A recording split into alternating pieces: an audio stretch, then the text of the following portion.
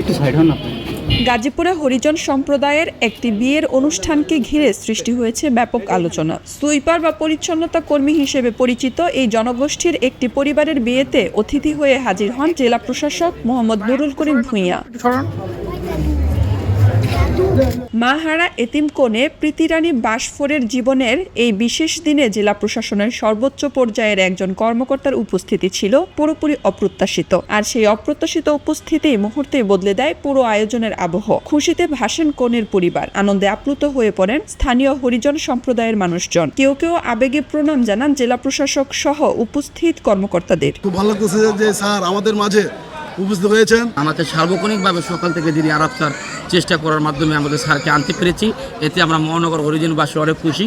মাননীয় মান্যবর জেলা প্রশাসক মহোদয় নিজে সশরীরে এত ব্যস্ততার মধ্যে স্যার উপস্থিত হয়েছে। কনের বাবা রতন বাসফোর গাজীপুর সিটি কর্পোরেশনের একজন পরিচ্ছন্নতা কর্মী, পাশাপাশি তিনি বাংলাদেশ হরিজন ঐক্য পরিষদের স্থানীয় কর্মী হিসেবেও কাজ করছেন। কনের মা প্রয়াত সীমারানী বাসফোরও ডুয়েটে পরিচ্ছন্নতা কর্মী হিসেবে দায়িত্ব পালন করতেন। নানা প্রতিকূলতা আর সীমাবদ্ধতার মধ্যেও মেয়েকে উচ্চশিক্ষিত করার স্বপ্ন দেখেছিলেন তারা। সেই স্বপ্নের পথে এগিয়ে যাচ্ছেন প্রীতিরানী। বর্তমানে তিনি স্নাতক দ্বিতীয় বর্ষের শিক্ষার্থী। জেলা প্রশাসকের এই মানবিক উপস্থিতিকে শুধু একটি বিয়েতে যোগ দেওয়া নয়, বরং সামাজিক সমতা ও মানবিকতার শক্তিশালী বার্তা হিসেবে দেখছেন গাজীপুরবাসী। সমাজের প্রান্তিক মানুষের পাশে দাঁড়ানোর এমন উদ্যোগকে স্বাগত জানিয়েছেন স্থানীয়রা। এই সম্প্রদায়ের মানুষেরও মানুষ, এই সম্প্রদায়ের যে পেশা সেটি একটি পেশা, মর্যাদাকর পেশা।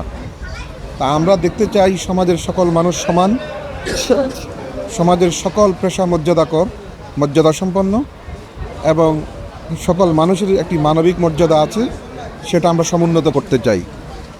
আরেকটি বিষয় হচ্ছে, যখন শুনলাম যে মেয়েটি মাহারা এবং এটি এমন এই ধরনের একটি সম্প্রদায়ের মেয়ে এবং সে নিজ চেষ্টায় অনেকটুকু পর্যন্ত পড়াশোনা করেছে, আমি চাই এই সম্প্রদায়ের মানুষগুলো আস্তে আস্তে শিক্ষা দীক্ষা শিল্পী সাহিত্যে আস্তে আস্তে এগিয়ে আসুক।